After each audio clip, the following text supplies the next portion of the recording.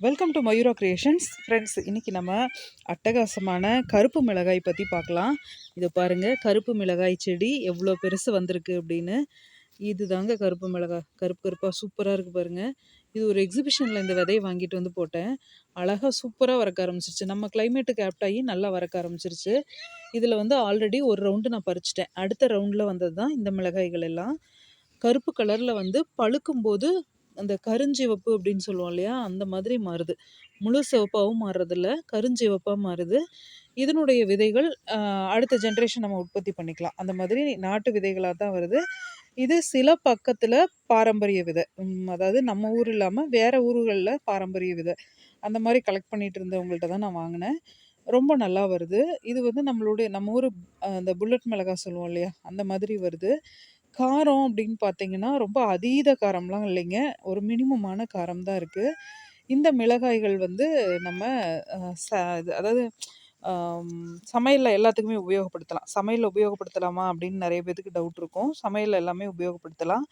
எந்த காய்கறியும் சரி, கீரைகளும் சரி, அதனுடைய கலருக்கு தகுந்தா போல நமக்கு சத்துக்கள் குடுக்கும்னு சொல்லுவாங்க. இப்ப இது வந்து இந்த கருப்பு கலரா இருக்கிறனால நமக்கு இதுலேருந்து இரும்பு சத்துக்கள் நெறைய கிடைக்கும்.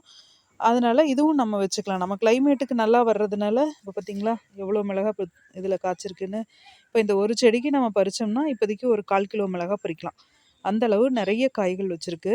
இப்ப இத நம்ம பறிச்சு விட்டுட்டு, மண் அணைச்சு விட்டு, மறுபடியும் நம்ம கொஞ்சம் உரம் போட்டு, மண் அணைச்சு விட்டுட்டோம்னா, மறுபடியும் அடுத்த ஜென்ரேஷன் நமக்கு அடுத்தது மறுபடியும் பூ வச்சு காய்க்கறக்க ஆரம்பிச்சுரும்.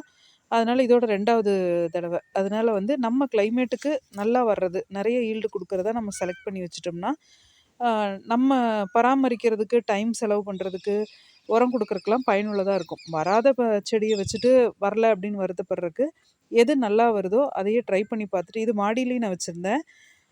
நல்லா காய்ச்சிருச்சு. மாடியில வந்து காய்ச்சே முடிச்சிருச்சு. ஏன்னா நம்ம மண் கலவையில வச்சதுனால. இது வந்து தரையில வச்சிருக்கேன். இது நம்ம ஊரு சரள மண் எங்களுது. இதில ரொம்ப பெருசாலாம் நம்ம ஈல்டு எடுக்க முடியாது. காய்கறி செடிகளே ரொம்ப நெறையாலாம் எனக்கு வராது. இருந்தாலும் நம்ம எல்லாமே எதில வருது அப்படின்னு தெரிஞ்சுக்கிறதுக்காக திரும்ப திரும்ப விதைச்சிட்டே இருப்போம் இல்லையா? அந்த மாரி விதைச்சது தான். இதில வந்து பாருங்க, இதில பக்கத்தில பாருங்க பப்பாளி, இந்த பக்கம் மதுரமல்லி, ஆ இந்த பக்கம் ஒரு மல்லி வெரைட்டி, அந்த மாரி அங்கங்க வச்சு விட்டுருக்கேன். எல்லாத்துக்கும் நடுவுல தான் இதையும் வச்சிருக்கேன். அப்படி இருந்தும் நல்ல ரிசல்ட் கிடைச்சிருச்சு. ஏன்னா இதுக்கு ஸ்பெஷலான உரம்லாம் நம்ம எதுவும் குடுக்க முடியாது. இந்த மாரி வைக்கும்போது. ஒரு 10 செடி போட்டதில மேல 2 செடிய வச்சுட்டு, கீழ பேக்ல 2 செடிய வச்சுட்டு, கீழ தரையில 4 செடிய வச்சு விட்டேன். நல்ல ரிசல்ட் கிடைச்சிருக்கு. இந்த மண்ணுக்கு நல்ல ரிசல்ட் கிடைக்குதுன்னா, நமக்கு எல்லா மண்ணுக்குமே நல்ல ரிசல்ட் கிடைக்கும். எல்லா கிளைமேட்டுக்குமே நல்ல ரிசல்ட் கிடைக்கும். அதனால இந்த விதைகள் வந்து நீங்க சூஸ் பண்ணி வீட்டு தோட்டத்தில போட்டு பாருங்க. நமக்கு மாறுபட்ட சத்தும் கிடைக்கும். அதே சமயத்தில நல்ல ஈல்டும் கிடைக்கும். நாம இனி வர்ற வெய்ய காலத்தில இப்போ வந்து இது எப்போ போட்டேன் அப்படின்னா, ஒரு 2 மாசம் முன்னால போட்டது. இப்போ ரிசல்ட் கிடைச்சிருக்கு.